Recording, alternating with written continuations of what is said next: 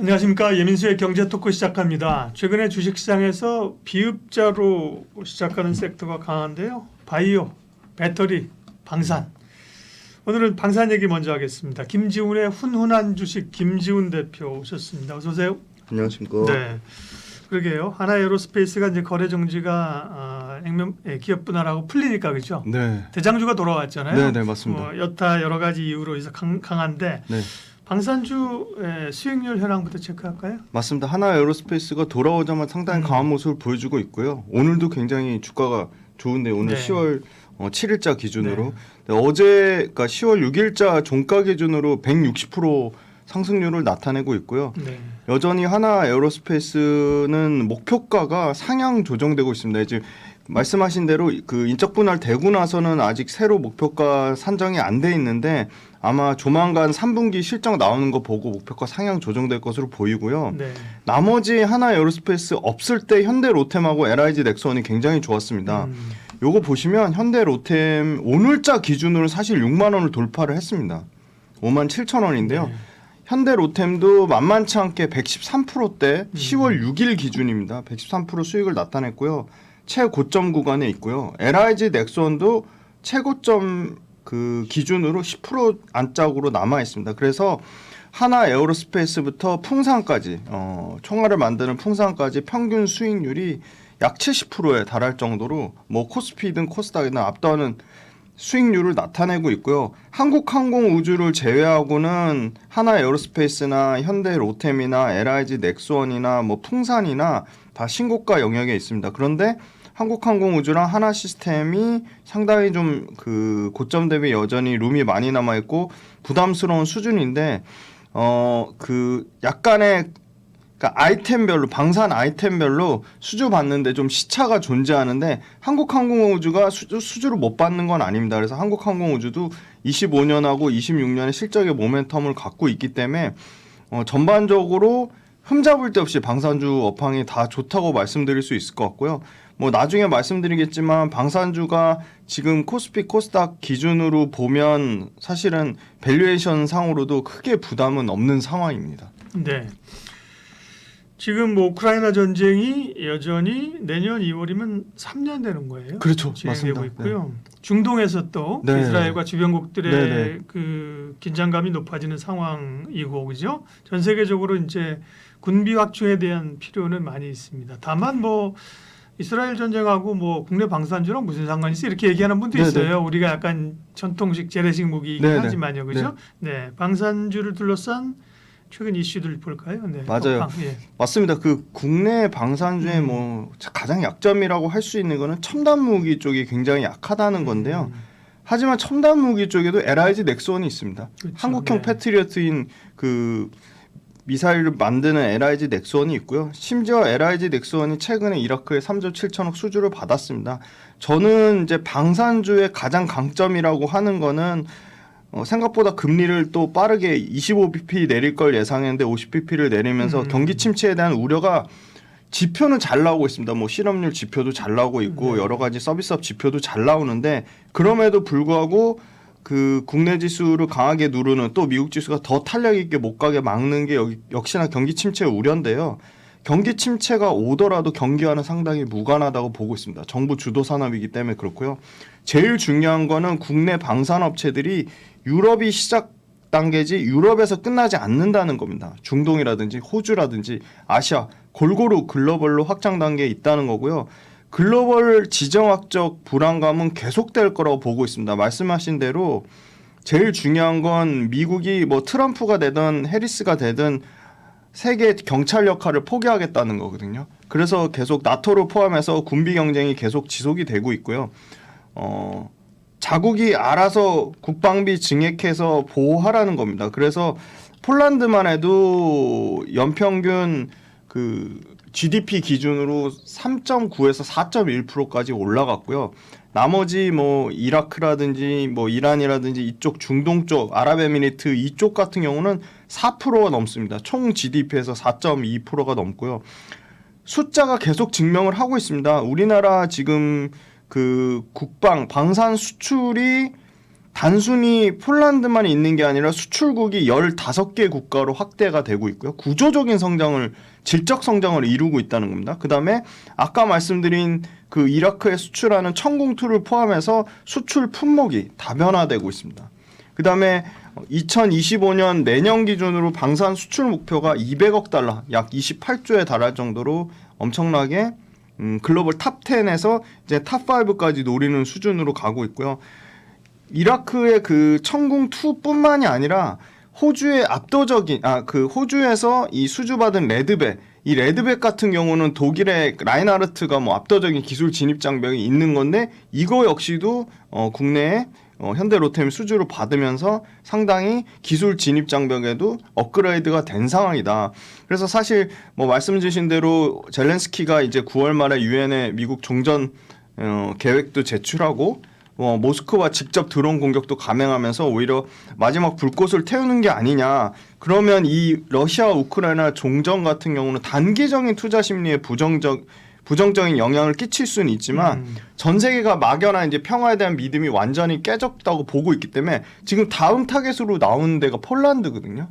그래서 폴란드가 급하게 지금 그 무기를 수주를 하고 있고 지금 유럽에서 우크라이나 때문에 이 엄청난 전력 손실이 어느 정도 되냐면 뭐 예를 들어 전차 900대 가까이 155mm짜리 곡사포가 630대. 그러니까 EU가 전체 보유한 양의 약 전차 같은 경우는 22%, 그다음에 곡사포 같은 경우 포 같은 경우는 31%에 달할 정도로 엄청난 양의 손실 효과가 있거든요. 그래서 그거를 폴란드가 지금 가장 빠르게 복구를 하고 있고 나머지 그 주변국들 루마니아, 뭐 아르메니아, 그다음에 에스토니아 이런 회사들이 국방비 지출을 늘리면서 상당히 국내 업체들의 기회가 되고 있다. 그다음에 마지막으로는 유럽이 이 국내 방산 업체들이 엄청나게 치고 올라오는 거를 견제해서 사실은 우리도 자체적으로 양산할 게 했는데 사실은 실질적으로 유럽 최대 전차 업체, 요거 재미난 사실인데요. 독일의 레오파드가 현재 월에 4대 정도밖에 양산을 못 한다고 합니다. 그래서 최근에 밝혔어요. 한 달 전에 야 우리 월에 20대까지 목표 올릴 거야. 근데 굉장히 달성 여부에 대해서는 아주 부정적이다. 왜냐? 레오파드가 헝가리에 2018년에 44대를 주문했는데요. 아직까지 6년이 지난 24년 시점에 18대밖에 인도를 못했습니다. 반토막도 안 되는 수준밖에 인도를 못했기 때문에 헝가리에 최종적으로 완료되는 거는 28년이라고 합니다. 그만큼 이 방산물자의 생산 캐파나 납기를 맞추는 게 쉽지 않다는 겁니다. 그래서 유럽이 아무리 자체적으로 조달한다고 해도 상당한 시간의 갭이 존재할 거로 보고 있습니다. 네. 그러니까요. 국내 기업들이 이제 계속해서 수주를 받고 있고 그런 것들이 이제 주가에 반영을 되고 있는 상황들입니다. 그러면 이제 다음 따져봐야 될 것은 뭐 기업별로 물론 뭐 수주나 네네. 이런 현황들은 다르겠습니다만 전체적인 방산주의 밸류 자체가 그럼 지금 많이 올라와서 네네. 이제 비싼 수준이냐? 네. 네, 그걸 좀 봐야겠어요. 네, 사실 그게 제일 중요합니다. 뭐 방산주를 뭐 2차 전지처럼 밸류를 줄 수는 없는 거니까요. 그렇죠. 예. 그래서 방산주가 보시면 코스피가 지금 15배 정도 수준이니까 하나 에어로스페이스랑 풍산까지 전체 올해는 이제 10월 달이니까 이미 다 지나갔고 내년에 PER을 보면 하나 에어로스페이스부터 풍산까지 대략 14배 정도 수준입니다. 14배 후반 정도 수준입니다. 그러니까 코스피에 지금 주가 엄청 빠져서 15배인데 코스피의 평균 딱 15배 수준입니다. 그런데 방산주는 상당한 프리미엄을 받고 있죠. 매년 수주 실적을 갱신하고 있고 실적을 갱신하고 있는데 왜 PER이 낮냐면 심플합니다. 숫자가 올라오는 만큼 주가가 올라오는 만큼 숫자가 명확하게 따라온 겁니다. 그러니까 밸류에이션이 부담스럽지 않은 수준이고요. 내년 기준으로 하면 12배까지 떨어집니다. 그러면 코스피 평균 내후년 26년 기준으로 하면 코스피 평균보다 떨어지는 수준이기 때문에 상당히 밸류에이션 상으로는 아직은 여력이 남아 있다고 보는 거고요. 다만 이제 하나 에어로스페이스하고 한국항공우주 같은 경우는 평균보다 약간 위에 있는 수준이고요. 현대 로템하고 하나 시스템은 그리고 풍산하고는 평균 밑에 있는 수준입니다. 그래서 방산주가 계속 구조적으로 좋아진다고 하면 하나 에어로스페이스나 LIG 넥스원 같은 경우는 계속 주가 올라가는 게 계속 밸류에이션 부담을 받는 거고요. 현대 로템이나 하나 시스템이나 풍산 같은 경우는 밸류에이션 부담이 없으니까 상대적으로 똑같이 방산주가 부각받으면 후발주자가 갈 확률이 더 높겠다고 보고 있습니다. 왜냐하면 하나 에어로스페이스 주춤할 때 현대로템이 기다렸다는 듯이 주가가 간 측면이 있거든요. 그러면 현대로템보다 더 못 간 거는 사실 LIG 넥스원이나 하나 시스템이니까 저는 LIG 넥스원, 하나 시스템, 풍산 요 밸류에이션이 낮은 평균 미만인 것들한테도 충분히 기회가 있다고 보고 있습니다. 네, 그 대충 이제 시장 퍼 정도, 그보다 조금 상회하는 정도입니다. 맞습니다. 그죠? 네. 그럼 방산주 가운데 이제 관심주를 알아볼 텐데요. 예전에는 방산주 가운데 대장주가 한국항공우주였죠, 그죠? 카이였는데 예전에. 네네. 근데 지금은 이제 사실은 좀 존재감이 되게 낮아졌고. 맞습니다. 네네. 최근에 대장주는 이제 하나 에어로스페이스고. 그렇죠. 그 다음에 이제 LIG 넥스원, 현대로템, 네네. 뭐 하나오션, 네. 그다음에 하나 시스템 이런 기업들이잖아요. 네네. 기업들이 많은데 그 중에서 김지훈 대표님 관심주는 이게 방산주가 너무 좋은 게 방산주 관련된 ETF가 딱 하나밖에 없습니다. 하나 자산운용에 플러스 방산 ETF 하나라서 네. 나는 하나 에어로스페이스도 좋아 보이고 현대 로템도 좋아 보이고 한국항공우주도 좋아 보인다. 그리고 LIG 넥스원도 나쁘지 않아 보인다 하면 방산주는 굉장히 고르기가 어렵거든요, 사실.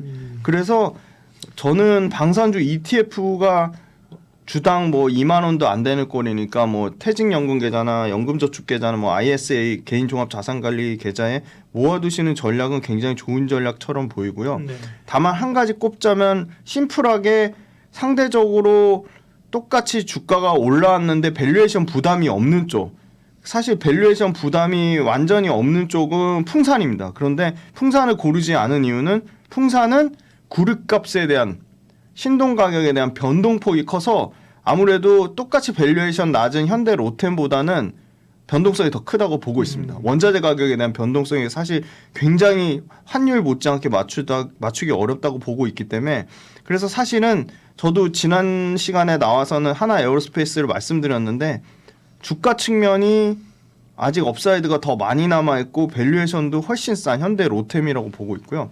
현대 로템은 방산만 좋아지는 게 아니라 철도하고 나머지 기타 사업부 에코플랜트 쪽에서도 회복이 되고 있다는 겁니다. 그 독일제 노후화된 전차 교체 수요가 호주에 스타트를 끊었고 이게 이집트, 사우디, 슬로바키아, 오만 등 다양한 글로벌 국가로 수주가 예상이 되고 있습니다. 그 다음에 철도 관련돼서도 올해 6월달입니다. 우즈베키스탄에 2,700억 고속철을 수주했고요. 2,400억짜리 보스턴에 있는 매사추세츠주 보스턴 2층 객차 또 추가 수주를 받았습니다. 그 다음에 지금 10월달에 굉장히 큰 건이 있는데 2조 이상의 168개 차량의 모로코 고속철 사업이 지금 10월달에 우선 협상 대상자 선정 발표가 있습니다. 이제 아마 곧 발표 날 것으로 보이는데요. 이미 정보 제공 요청서는 제공한 상태고요. 그래서 상당히 이런 고속철 철도 사업부에 대해서도 수주의 모멘텀이 계속 연속성을 가지고 이어진다는 거고요. 그다음에 이제 넥스트 루마니아로 부상하고 있는 그 폴란드 외에 지금 에스토니아 그다음에 이 노르웨이 이쪽에서 지금 K9 수주 후에 K2와 유사한 또 레드백과 유사한 아이템들이 폴란드 외의 국가에서 주목을 받는다는 거고요. 폴란드 외의 국가 루마니아, 에스토니아, 그다음 이런 아르메니아 이런 나라들도 GDP 대비 4% 가까이 엄청나게 높은 국방비를 지출하는 나라고요. 영국하고 스페인, 노르웨이에서 아무래도 서유럽에서는 그 수주에 실패를 했습니다. 그래서 서유럽 뚫기가 좀 상당히 어려운 게 아니냐 그런 측면을 보고 있고요. 그 다음에 폴란드 K2가 드디어 K2-2 2차분 180대가 아마 하반기에 나오면 3분기보다 4분기, 2분기에도 사실 컨센을 대폭 초과하는 영업이익을 기록했는데 2분기, 3분기, 4분기 계속 좋아지는 숫자가 계속 더 좋아지는 구조로 가고 있고요. K2 전차 가격 경쟁력이 독일의 최신 레오파드나 미국 신형 M1A2보다 더 경쟁력을 인정받았기 때문에 이 전착도 추가 수주로 기대를 하고 있습니다. 왜냐하면 지금 당장 루마니아가 350대의 기존의 노후화된 전차를 교체 수요를 갖고 있기 때문에 요거에 대한 기대감을 갖고 있고요. 아마 폴란드 관련돼서는 24년도보다는 25년도, 26년도가 극대화될 거로 보는 게 지금 현대로템의 전체 매출이 인식되는 게 드디어 24년에 폴란드 수출분이 65%, 전체 수출의 65%고요. 내년이 68%까지 올라가고요. 26년에 70%까지 수준으로 올라갈 것으로 보입니다. 그래서 결국은 K2 전차가 2차분까지 하면 최소한 2027년까지 실적 담보로 한다는 거고요. 그 레일 솔루션 적자입니다. 네, 올해까지 계속 적자인데 25년, 26년에 아까 우크라이나 고속철, 그다음에 매사추세츠 고속철 이게 실적으로 차근차근 반영되면 네. 예, 계속 실적에 대한 모멘텀을 갖고 있다고 보고 있습니다. 네. 현대로템도 사실은 최근에 올랐어요, 그죠? 네네. 네, 오르긴 올랐는데요. 네, 이 방산주 가운데서는 현대로템을 탑픽으로 꼽아 주셨습니다. 김지훈의 훈훈한 주식 김지훈 대표님 함께했습니다. 고맙습니다. 감사합니다.